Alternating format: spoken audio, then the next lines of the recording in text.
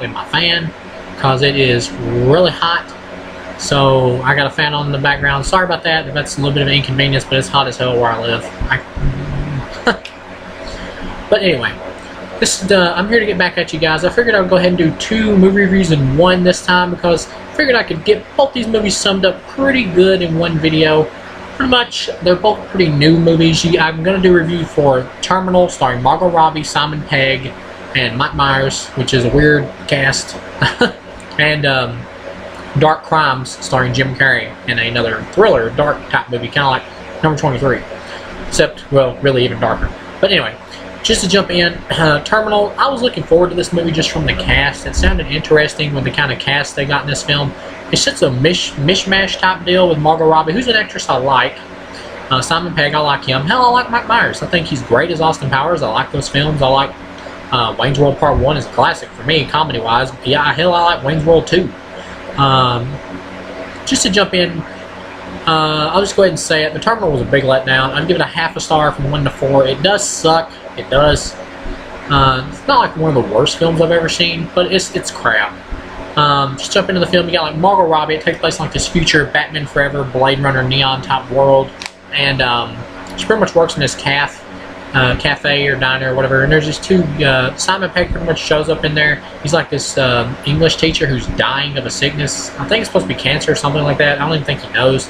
But he's dying, and all through the movie, Margot Robbie keeps telling him that he should just kill himself, and they keep discussing all these different ways they should do it. And the film like jumps around from like one story to another. It's like this film wants to be like a Quentin Tarantino type picture, like a Kill Bill, like Pulp Fiction type influencer, especially Pulp Fiction. Even some of the shots, like close-up of people's mouths and stuff like that, is like pure Tarantino that the film is trying to convey. But the director here just does not do a good enough job with it. And the script here has some horrible lines. Mike Myers is really funny as like this custodian dude who works in a terminal or whatever. He's really funny, but he's really out of place. He's just like really over the top. His performance is good, but he's out of place. Margot Robbie is bad here, but her lines are bad. So, I mean, she literally gets on this dude's lap and she says something like, who am I going to get to butter my buns or something like that. And it's like, what the fuck? It's just really bad. And you can kind of see some of the twists coming a mile away. Pretty much keep seeing like 2 different versions of Margot Robbie through the whole movie. And you can kind of guess she probably has a sister or a twin. It's kind of obvious. And another problem this movie makes is it tries to be one of those films that wants to be like a Tarantino flick. So it tries to have twists. But it does the bad thing where you can tell when a movie's trying to be intelligent and it doesn't really succeed, where they just have like twist on top of twist on top of twist on top of twist to the point where there's just so twisty that it just doesn't make any sense anymore, and you can just see the next twist coming. Kind of like that movie, what was that one with Ben Affleck? The Reindeer Games. Kind of like that, where they just have like multiple twists. It's kind of the same thing here. Anyway, you got like this whole other story going on with these 2 hitmen, and one dude is just kind of annoying. Every now and then he's funny, him and his partner are, because he just gets he just cusses like way too much, and Margot Robbie's character just like annoys the hell out of him through the whole movie, and it takes me out of the movie because this dude's supposed to be like a realistic, you know, hardened hitman. He's obviously supposed to have been at the game for a while. He just like keeps letting Margot Robbie smart off to him and everything, even though there's no witnesses in the diner, and he could obviously just blow her head off at any time. And I'm like, why does this dude put up with so much? And later on in the movie, she's like standing there mouthing off to him, and he like even points a gun at her, and he just says bang, and he walks off. I'm like, why didn't he just blow her brains out? I mean, what? That doesn't make any sense. Pretty much you find out in the movie that Margot Robbie like kills the 2 hitmen because she wants to win over this guy who's like this assassin leader who like speaks through a box or whatever. He's like a recruitment guy. So she can get to him. And you find out Simon Pegg's character by coincidence is like some dude who molested her when she was in a boarding school or something.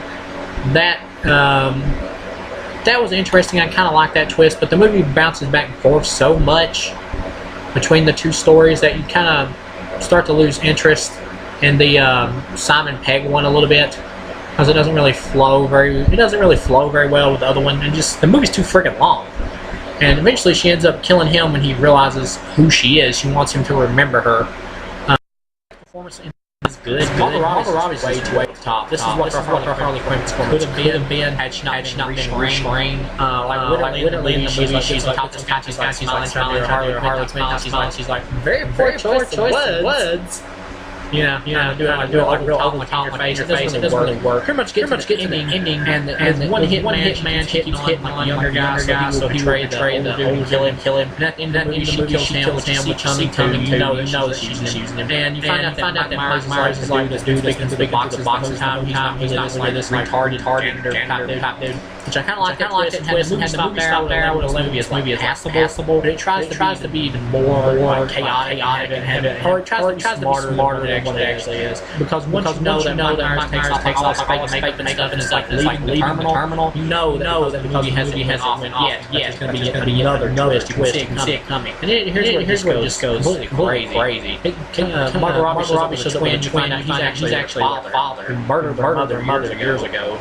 Because he was a hitman, she saw him hit, and they did all this to get him, and you get like the movie just tries to be like crazy, so it keep you watching. It's so weird, you know, it's just fun. But the dialogue is really retarded. It's like this house and dialogue. They keep quoting lead, and they get Mike Myers and start cutting him up. Mike Myers' character. He's actually out of place in the film. His performance is good. He's out of place with comedy as Jenner doesn't fit.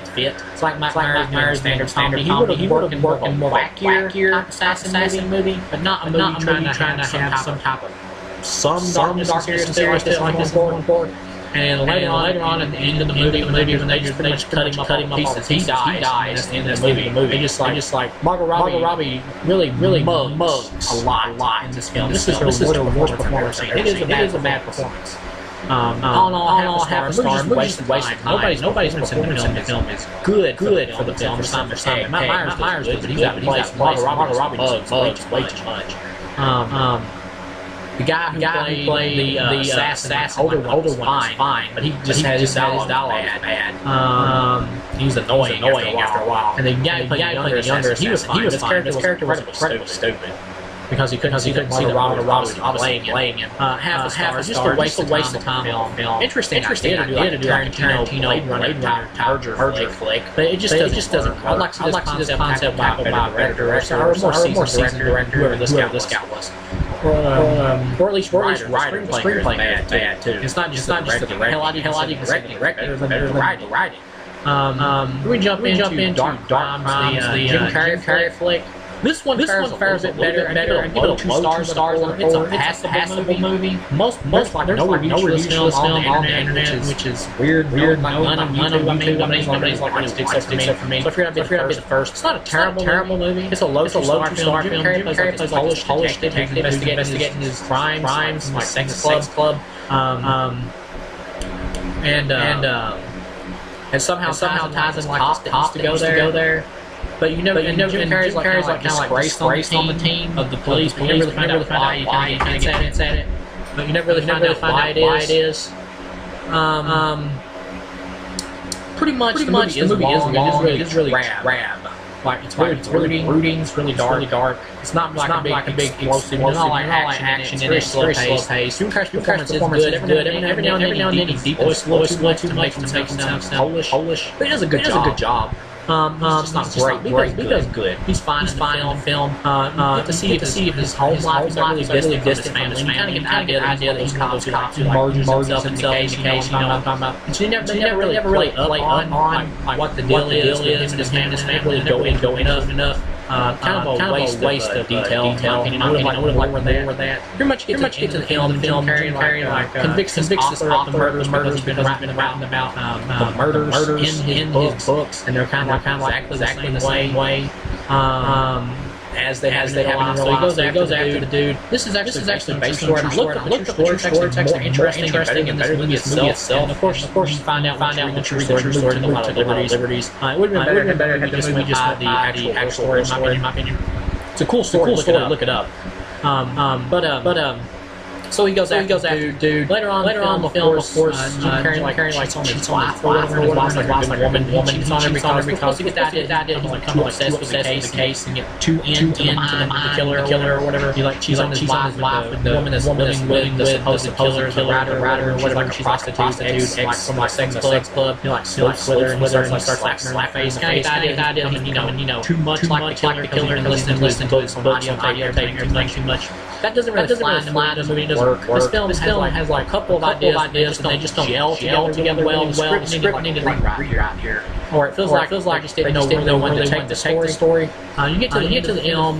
Carey finds out the Ryder wasn't in town at the time of the murder, so he decides to risk losing his job because the police commissioner wanted somebody to be figured out so he could promote it to police commissioner. And he pretty much decides to let the evidence out on an interview talk show, so he's going to lose his job. And he goes to the prostitute, whatever that was, staying with Ryder guy. And he's in there with her, and he says, I just want the truth. And he takes the other stuff she does too. And she tells him really her who killed the guy. And that the Ryder was just writing about the stuff or whatever to get it out of the system, I guess. And she confesses that it was really her. And she says she's sorry. What she does now she has a kid. And then she leaves the screen over there, Jim Carrey's been poisoned, and she dies in this movie. His wife also leaves him in the film because she sees that he's becoming too into catching the killer or whatever. Like I said, it never really makes that plot stick punch out because it never really delves into this enough. He's not delves into character enough. The performance is fine though. Pretty much Jim Carrey's dead. She says she's sorry to do it for kids. We get the idea that she didn't prison. But the problem with logic. Her character. We find out she killed the dude is because he was continuously raping her. And he always wanted his brother. She was prostitute, sex, useless, I guess. And one day he wanted her to choke him. She just went off on him. She choked. Died. She couldn't take it anymore. So pretty much she's not really a killer. She's killing out of sympathy. We're supposed to get the idea, I guess, that she kills Jim Carrey. She doesn't want him to pursue her and arrested for crime. But at the same time, she never comes off cold-blooded killer. She says she's sorry for what she does to Carrey's character at the end. So it doesn't really make sense. She would kill him, especially when she got out of it much easier. All she had to do when Carrey comes there at the end and says, "No, I won't see you. I'll get a restraining. She never have to deal with him again. It's the fucking case would be dropped. So I don't get that. And even when she brought him in there, she could just lie to him. Tell me the truth. She could just say, well, I don't know. I died. Jim Carrey has no evidence. There's nothing he can do. She could just lie to him, done with it. Send him home, packed him a lunch, and been over with it. All in all, the ending just doesn't make sense character-wise. It would have worked better had the female character in the film traded like darker to the point where I could have bought it. She would have killed off Jim Carrey's character in a plausible way. But at the same time, it just doesn't. What they're trying to do is trying to have like a dark thriller type thing. And in the film with a like a big gas type thing. Jim Carrey's dead. It doesn't really work. Jim Carrey's kind of an asshole in the film. At the same time, he's not like a bad guy. He just makes a lot of mistakes. Kelly's to do the right thing. All in all, this would be a low 2-star, passable. It's worth a watch. You want to see Jim Carrey do something pretty different than what he's used to. This even darker than number 23, much darker actually. It's not a terrible film. It's not worth a second watch though.